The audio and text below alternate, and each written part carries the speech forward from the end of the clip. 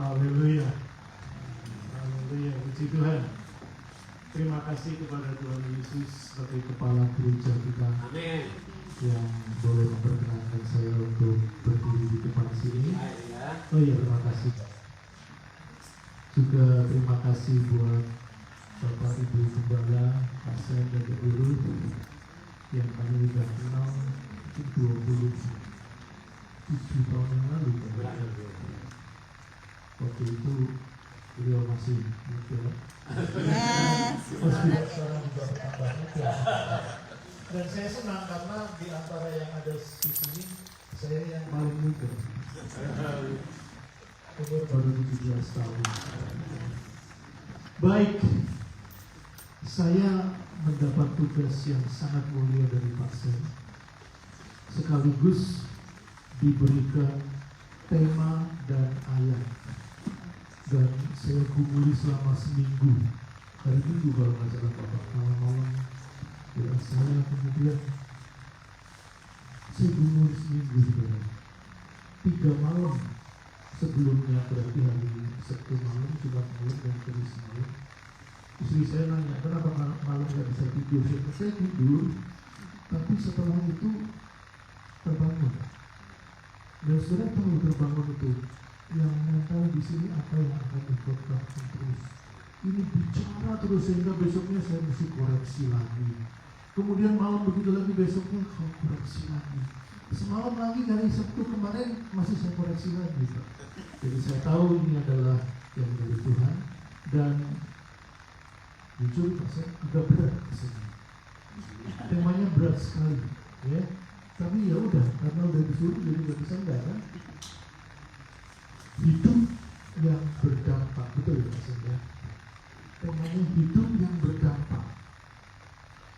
Saya lihat di dalam bahasa Indonesia, karena sekarang banyak yang nggak bisa bahasa Indonesia.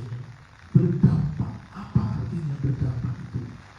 Kata dampak itu artinya pengaruh yang kuat. Kemudian mendatangkan akibat. Akibatnya bisa positif dan bisa negatif. Tentunya yang di sini hidup berdampak positif. Dan ini menjadi sesuatu yang saya renungkan terus. Karena dampak positif itu sebagai anak Tuhan, maka dampak positif itu bisa menjadi berkat bagi setiap orang yang ada di sekitar kita. Jadi kalau suami istri ya bagi suami dan istri. Di sekitar kita siapa lagi? Anak-anak ya anak-anak. Ada menantu ya menantu. Ada cucu ya cucu. Keluar rumah ada tetangga ya tetangga. Ada RT, ada RW ya seluruh RT, seluruh RW. Di tempat pekerjaan, dimanapun. Nah, Yesus memberikan ayat ini kepada murid-muridnya yang mana dampaknya sangat instan, yang langsung. Ayat ini juga dari Bapak Gembala. Ya. Ini ayatnya. Kamu adalah garam dunia. Kalau atau jika garam itu menjadi tawar, dengan apakah ia diasinkan? Garam itu tugasnya mengasinkan, jadi nggak ada yang bisa mengasinkan lagi. Tidak ada lagi gunanya selain dibuang dan diinjak terus. Sayang kalau kita dibuang dan diinjak.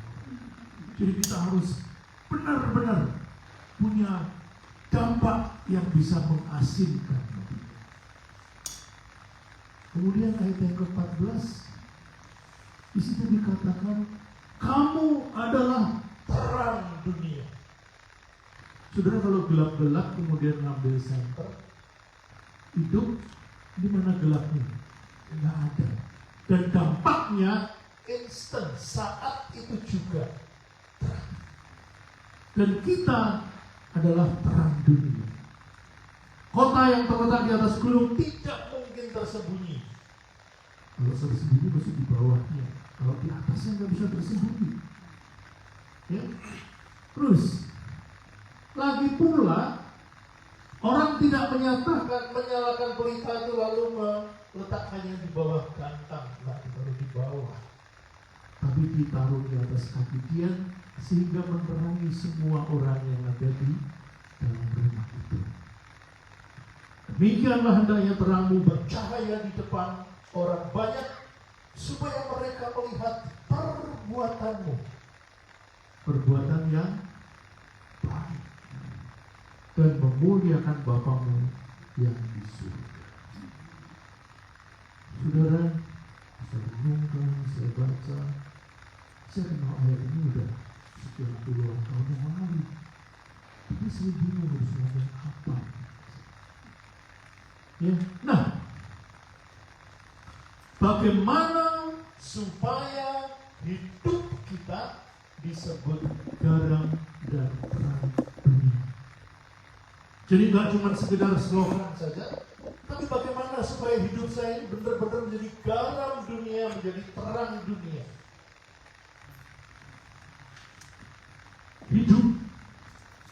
Hidup kita, hidup manusia itu terrefleksi atau terlihat dari ini.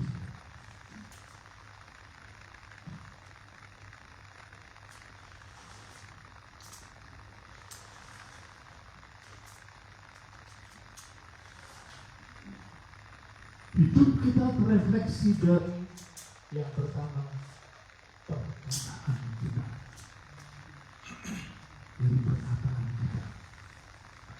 Yang kedua, dari perbuatan kita. Yang ketiga, dari pikiran kita. Dan yang keempat, dari perasaan kita. Kalau perkataan jelas bisa kita lihat. Kalau perbuatan jelas bisa kita lihat. Nah, kalau pikiran, siapa yang tahu? Belum lagi perasaan. Nah, setelah saya cari sumber, cari dan belajar itu tiap malam itu, belajar 2 jam itu, nggak tahu ini bisa jalan terus. Ini istri saya nanya, kok bangunnya siang-siang, kenapa? Semalam nggak bisa tidur. Saya bilang sama dia, karena malam memikirkan materi khotbah ini dan muncul terus. Saya tahu ini bukan dari siapa-siapa, tapi dari Tuhan itu sendiri. Nah, sekarang kita lihat ini juga.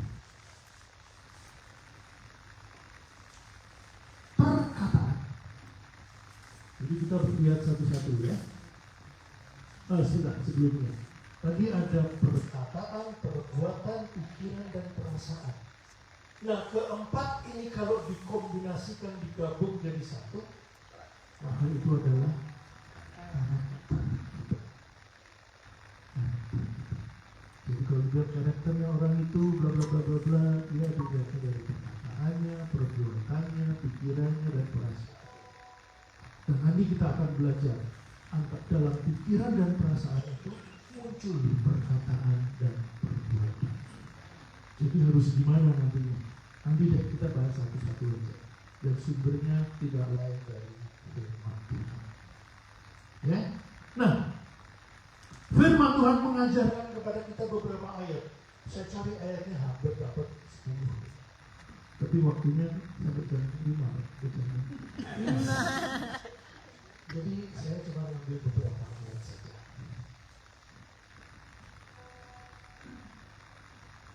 Sebelumnya kita lihat dulu perkataan.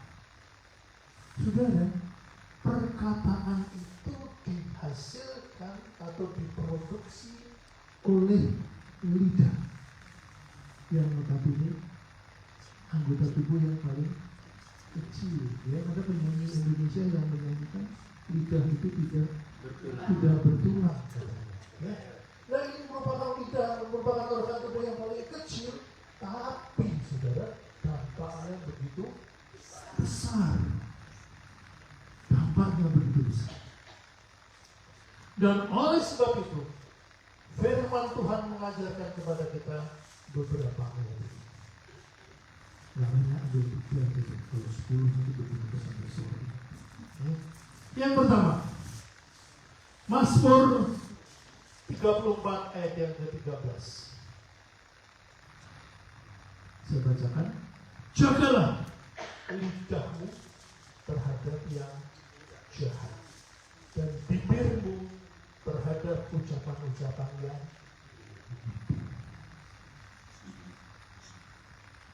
kalau orang tua sering ngomong ke anaknya, suami sering ngomong ke istri, sebaliknya istri sering ngomong ke suami. Hati-hati dengan perkataanmu, dengan lidahmu. Tapi ini firman Tuhan yang bilang, saudara, jagalah lidahmu terhadap yang jahat. Karena rupanya lidah ini, maaf bicara, orang itu sering ngomongin sesuatu yang jahat daripada yang baik. Dan bibirmu terhadap ucapan-ucapan yang ya. Berikutnya, Amsal 21 ayat yang ke-23. Siapa yang memelihara mulut dan lidahnya, jadi rupanya harus dipelihara, harus dijaga. Memelihara diri daripada kesukaran. Rupanya kalau kita nggak hati-hati, kita sering membiarkan lidah kita, perkataan kita yang nggak benar, yang jahat dan yang menipu, maka akan membawa kita kepada kesukaran. Jadi ini ngomong firman Tuhan. Berikutnya 1 Petrus 3. Oh, ini baru siapa? 1 Petrus 3 ayat yang ke-10. Siapa yang mau mencintai hidup dan mau melihat hari-hari baik, sedikit di sini gak ada yang ia harus menjaga lidahnya terhadap yang jahat dan bibirnya terhadap ucapan-ucapan yang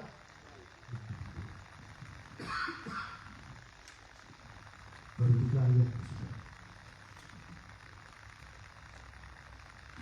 Lidah yang tadi dikatakan tidak berdoa.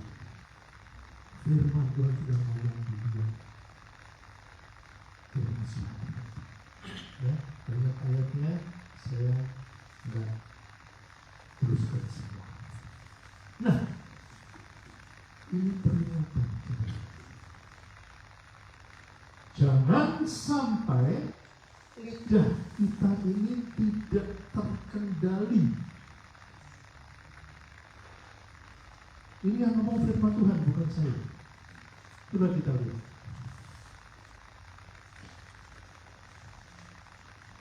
Dengan lidah kita memuji Tuhan Bapa kita. Betul? Tapi hati-hati. Dengan lidah kita mengutuk manusia yang diciptakan menurut rupa Allah. Sehingga kejadian adalah kita menjadikan manusia serupa dan segambar dengan kita. Ciptaan Allah. Dengan lidah kita memuji Tuhan, puji Tuhan, haleluya. Tapi jangan sampai seperti yang dituliskan oleh kita. Ya, satu lagi. Dari mulut yang satu, mulut cuma berapa? Keluar berkat dan jangan begitu. Hal ini saudara-saudara tidak boleh demikian terjadi. Tuhan ini baru lidah, ya, masih panjang. Oke, lanjut ya. Sekarang yang berikutnya, perbuatan. Masih dilihat orang, perbuatan. Roma 8 ayat yang ke-8. Mereka yang hidup dalam daging tidak mungkin berkenan kepada Allah. Yang berkenan kepada Allah. Haleluya. Jadi kita nggak boleh hidup dalam daging, nggak boleh makan dong Pak. Kalau gitu boleh makan. Minum nggak boleh, boleh minum. Jaga kesehatan nggak boleh, boleh, itu kan daging. Tapi boleh, mana yang nggak boleh nanti kita belajar. Nah,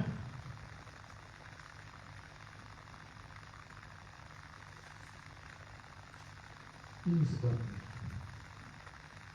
Sebab keinginan daging berlawanan dengan keinginan roh. Dan keinginan daging berlawanan dengan keinginan roh, karena keduanya bertentangan. Sehingga kamu setiap kali tidak melakukan apa yang kamu kehendaki. Maunya tuh aku mau begini, tapi yang muncul kok yang itu.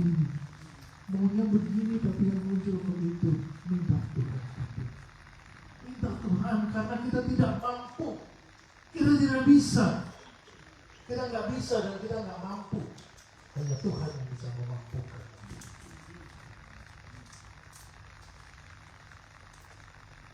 Oke. Terus.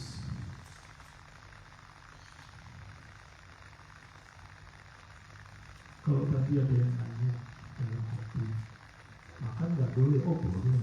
Terus keinginan daging yang gimana? Nah ini.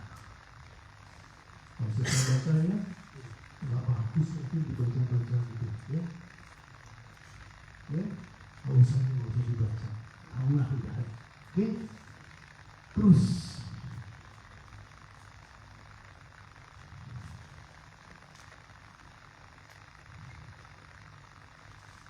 Nah, kalau ini boleh yang dari tetapi buah roh ialah sukacita, damai, sejahtera, kesabaran, kemurahan, kebaikan, kesetiaan, kelemah lembutan, penguasaan diri. Tidak ada hukum yang menentang hal ini. Jadi nggak boleh yang sebaliknya.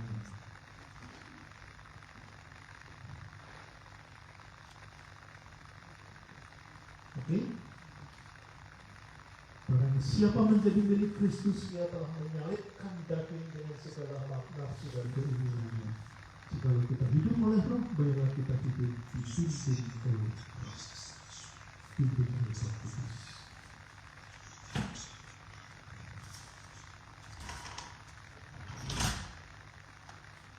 Oke? Nah, sekarang ini sampai yang susah. Pikiran dan perasaan. Kalau tadi susah sih, tapi masih bisa dilihat, masih bisa. Nah sekarang ini pikiran dan perasaan. Yang ngomong bukan Bapak Gembala, bukan saya, tapi dari firman Tuhan.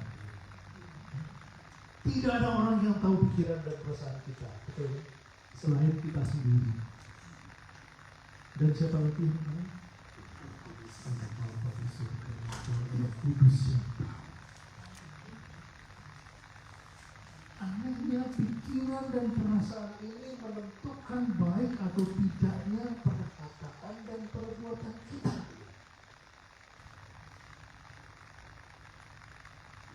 Jadi pikiran perasaan yang bagaimana yang seharusnya kita miliki.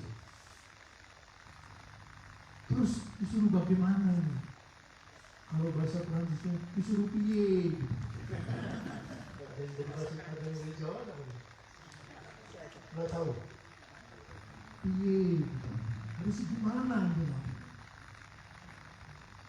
Saya ambil dari ayat ini. Filipi 2 ayat yang kelima. Boleh dibaca sama-sama saya.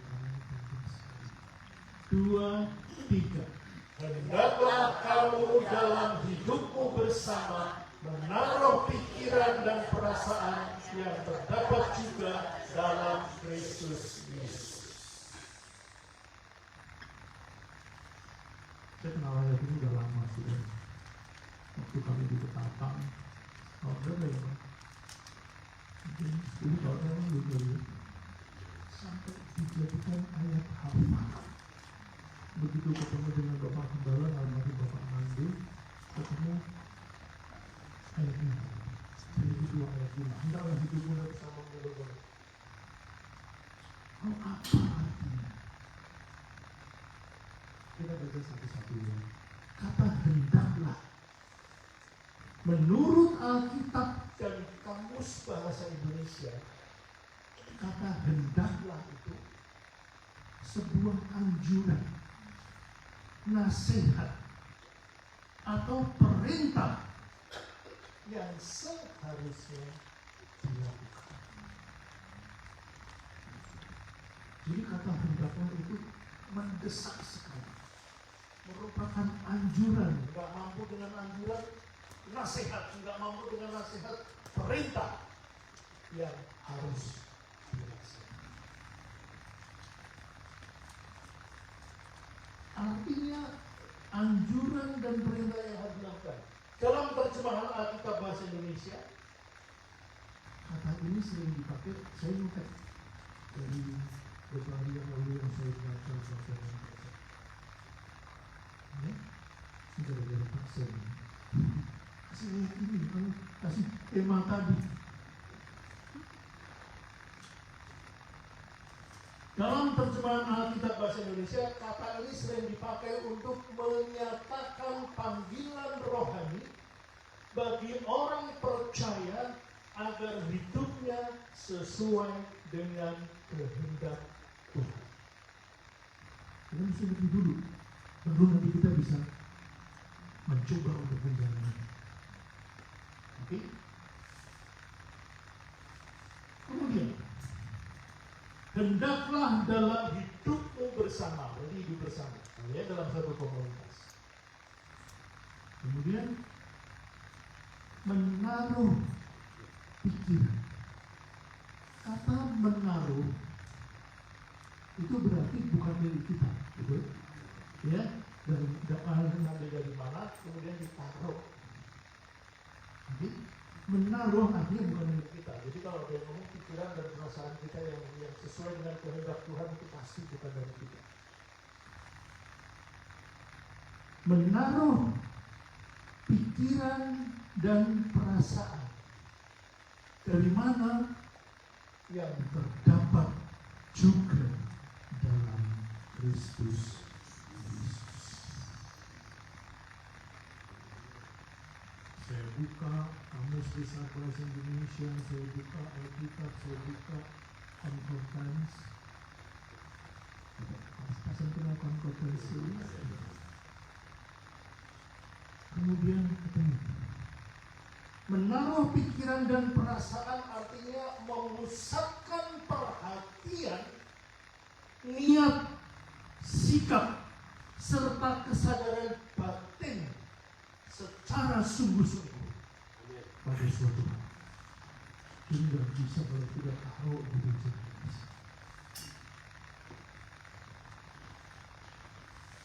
Kemudian di sini ada penjelasannya.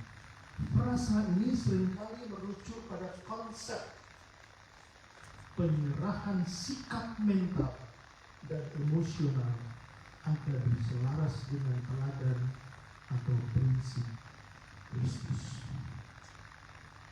Jadi, ini kita belum bahas, ini baru-baru ngomongin yang artinya dulu supaya kita bisa benar-benar merasuk. Saya pengen ini benar-benar merasuk. Bukan hanya saya yang nyiapin, tapi juga saudara yang kita mau sama-sama belajar. Menaruh pikiran dan perasaan itu mengadopsi kerendahan hati, kepedulian, kerelaan berkorban, dan kasih yang ada pada Yesus untuk diterapkan dalam kehidupan sehari-hari bersama dengan orang lain. Nanti ada poin-poinnya di sini kok berhenti bisa berbincang dari sini. Saya tinggal.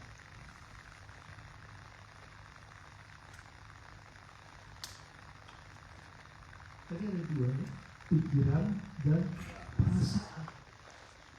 Nah kalau tadi kan menaruh pikiran dan perasaan, sekarang saya mau bagi dua, menaruh pikiran dulu. Menjadikan suatu cara berpikir atau sudut pandang sebagai pedoman hidup. Jadi kalau tadi menaruh pikiran seperti yang terdapat di dalam Kristus Yesus, maka kita menjadikan apa yang dipandang oleh Kristus Yesus suatu cara berpikir atau sudut pandang sebagai pedoman hidup. Kemudian menaruh perasaan, menumbuhkan kepekaan emosi, empati, dan sikap batin yang seperti Yesus. Nah,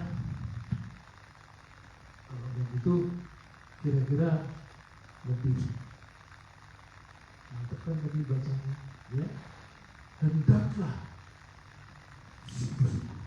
kamu dalam hidupmu bersama, kita hidup bersama, menaruh pikiran dan perasaan. Jadi ada pikiran dan perasaan yang sesuai dengan yang diajarkan atau yang diberikan keteladanannya oleh Yesus, yang terdapat juga dalam Yesus. Ya, lanjut ya. Berikutnya, kalau saya tanya, terus pikiran perasaan itu yang apa? Tadi kan baru kulitnya, ya kan? Terus pikiran perasaannya yang kayak apa? Saya sempat tanya dengan Bapak Kepala waktu itu, Om, pikiran perasaannya kayak apa gitu? Dan baca ayat selanjutnya. Jadi, saya baca ayat selanjutnya. Yang ayat yang ke-6, walaupun dalam rupa Allah, rupanya Yesus dalam rupa Allah, tidak menganggap kesetaraannya, rupanya Yesus setara dengan Allah. Dengan Allah itu sebagai milik yang harus dipertahankan. Kita suka ngotot di sini. Saya juga suka ngotot sering untuk istri. Jalan nanti ini one way. Ada orang masuk dari sana. Siapa yang salah? Kan kita merasa punya hak, betul? Harus dipertahankan, masa bodoh lo aja jalan terus. Ada yang berpikir nggak boleh bilang begitu. Bukan merupakan sesuatu yang harus dipertahankan.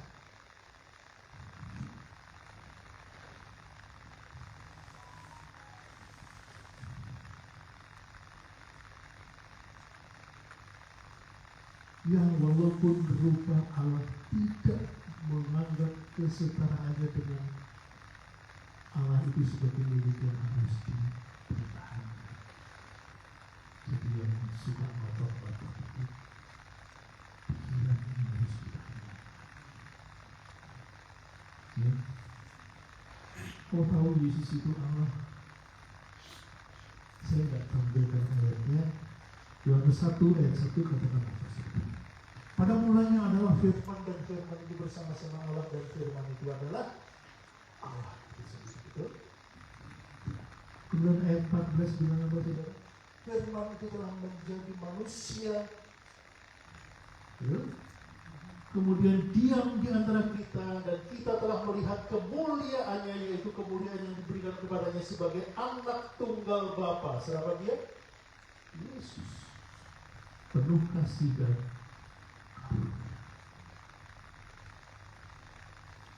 Yesus, dia adalah Allah. Dia setara dengan Allah, sama dengan Allah. Sebulan dulu. Kalau ini boleh dibuka, nanti tolong dibacakan satu orang yang bisa membaca. 1 Yohanes 5 ayat 7. 1 Yohanes 5 ayat 7. Siapa yang bisa tolong? Bahasa Indonesia. 1 Yohanes 5 ayat 7. 1 Yohanes 5 ayat 7, sebab ada 3 yang memberi kesaksian di dalam surga, Bapa, Firman, dan Roh Kudus, dan ketiganya adalah satu. Dan ada 3 yang memberi kesaksian di bumi, yaitu roh, dan air, dan darah, dan ketiganya adalah satu. Terima kasih. Sebab ada 3 yang memberi kesaksian di dalam surga, yaitu Bapa, Firman, dan Roh Kudus. Dan ketiganya adalah satu. Siapakah Firman itu? Yohanes 1 ayat 14 dikatakan Firman itu telah menjelma menjadi manusia dan diam di antara kita, ada di antara kita. Jadi kalau Yesus di atas kayu salib, kalau dia tidak ingin mempertahankan kesetaraannya dengan Allah, kita semua binasa, dia jadi selamat. Karena misi Allah menyelamatkan dunia ini gagal. Yesus berkorban sedikit. Ya, Yesus tidak mempertahankan. Terus ayat yang ke-8.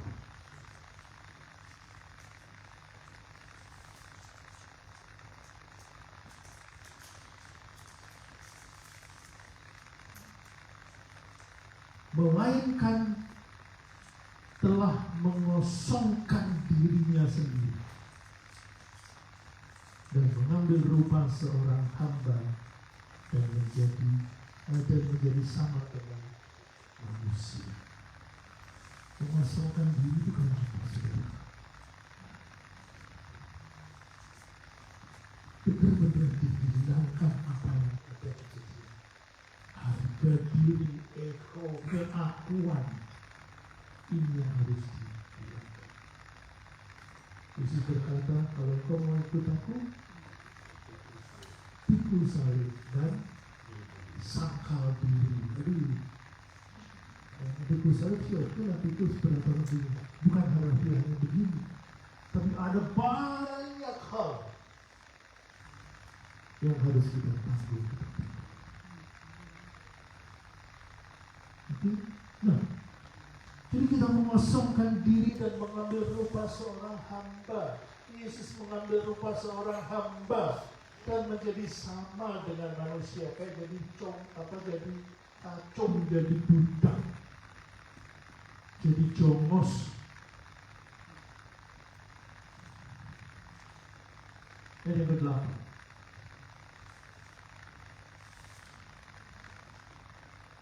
Dan dalam keadaan sebagai manusia, ia telah merendahkan dirinya dan taat sampai mati, bahkan sampai mati di kayu salib. Saudara, orang Yahudi kalau mati sampai di kayu salib itu mati di antara langit dan bumi. Itu terkutuk. Pada Yesus tidak bersalah. Dia tidak salah. Pilatus bilang apa? Ketiga kalinya dia bilang kepada orang-orang yang menuntut Yesus supaya dihukum mati disalibkan, aku datang kepadamu untuk yang ketiga kalinya, kata Pilatus, bahwa aku tidak menemukan kesalahan apapun terhadap orang ini, yaitu terhadap Yesus, sehingga dia dijatuhi hukuman.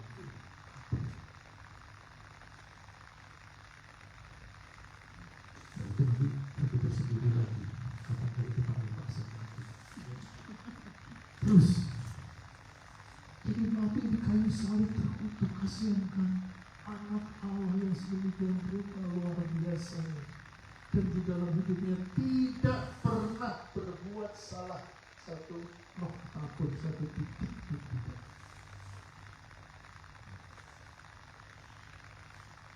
Kau bisa tahu sedikit menyimpang waktu Yesus mati di atas kayu salib dan ke dalam tangannya diserahkan mati. Langit menjadi gelap, tidak boleh gelap. bumi terbelah menjadi dua. Orang-orang kudus mati bangkit. Dan kepala pasukan pemimpin penyiksa Yesus yang melihat orang ini, dia bilang apa? Sungguh orang ini adalah anak Allah. Itu orang tak percaya, saudara. Kalau yang ngomong itu percaya seperti saudara, ya wajar lah orang Kristen. Tapi ini yang ngomong bukan orang percaya. Ya. Terus ayat yang ke-9.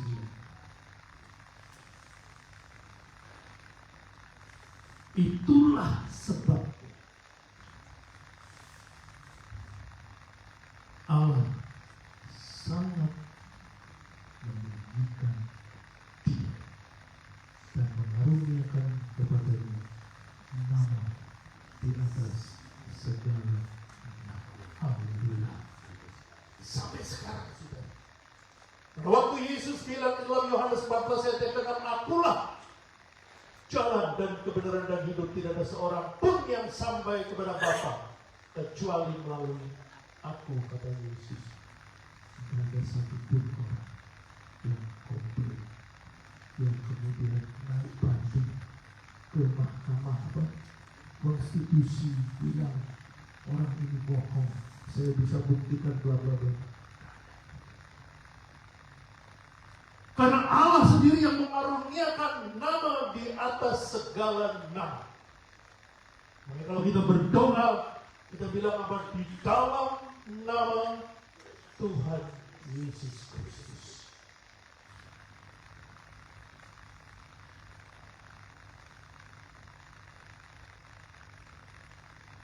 Terus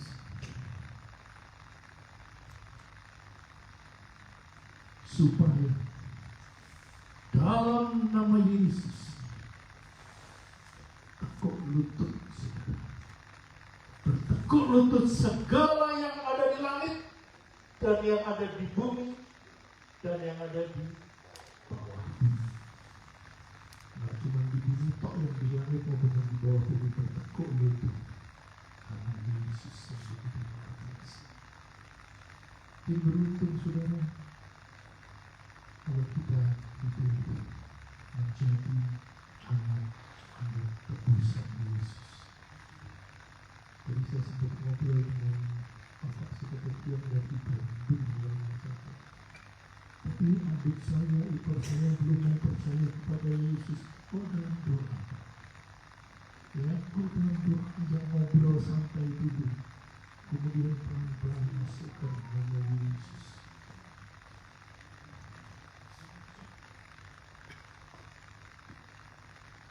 Sehingga apa, saudara?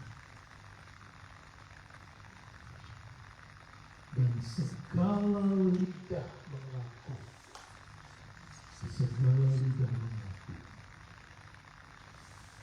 Yesus Kristus adalah Tuhan. Bukan buat aku, bukan buat kamu, tapi bagi kemuliaan Allah Bapa di surga.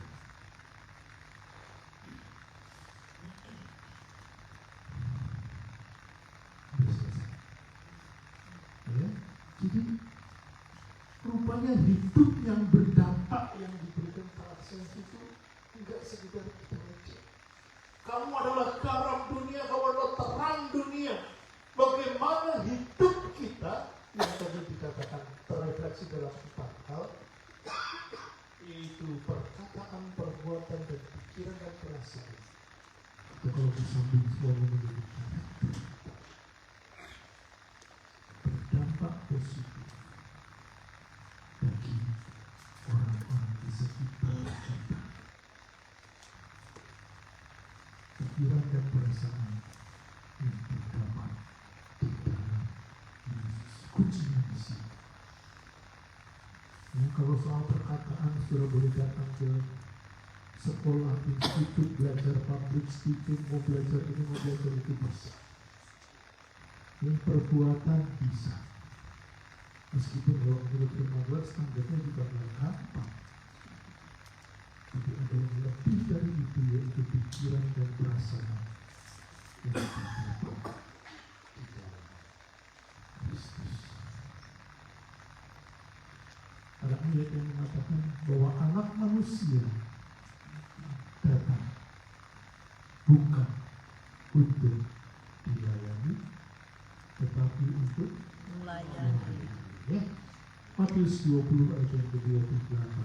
Sama seperti anak manusia yang datang bukan untuk dilayani, melainkan untuk melayani dan untuk memberikan nyawanya menjadi tebusan bagi banyak orang. Kalau mau melayani masih oke, tapi ada sambungannya ini, dan memberikan nyawanya bagi manusia.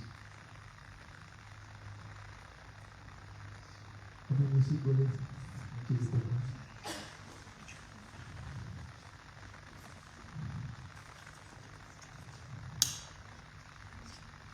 Saya ingin sedikit memodifikasi dan saudara boleh baca bersama-sama dalam hati saja. Saya juga akan baca. Ya. Hidup saya harus berdampak positif dan menjadi berkat bagi setiap orang yang berada di sekitar saya. Dimanapun Anda berada. Di rumah, mau di luar rumah, mau naik kereta api, mau naik bus, mau di pasar, mau di toko, mau dimanapun. Dan jadi kita udah belajar. Dan itu terefleksi dalam perkataan kita, perbuatan kita, pikiran kita, dan perasaan kita. Jadi kalau kita maintain terus-menerus menjadi gaya hidup kita, menjadi karakter kita, bukan gaya hidup yang kita pelajari dari mana. Jadi kita sudah belajar di Filipi 2 ayat yang kelima. Seperti yang terdapat di dalam Kristus Yesus. Sebut kita pakai berdiri kalau berkata, saya ingin nyanyikan satu lagu. Aku udah lama semua, udah lama dan saya yakin tahu semua. Ya, sama-sama pakai berdiri.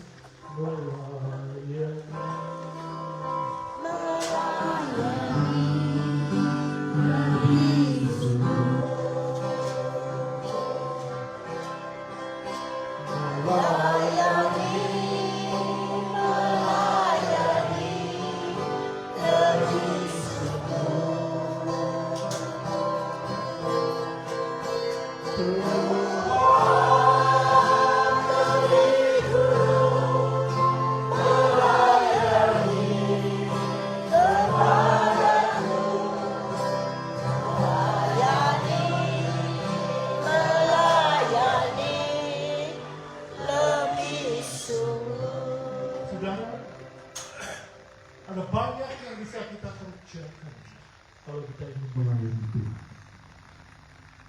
Tapi ada yang bilang saya tidak bisa ngomong, ada yang bilang saya tidak bisa ini, tidak bisa itu. Fine. Dengan hidup kita yang berdampak positif, menjadi berkat bagi setiap orang yang ada di sekitar kita, kita sudah melayani Tuhan. Ingat, anak manusia datang bukan untuk dilayani, tetapi untuk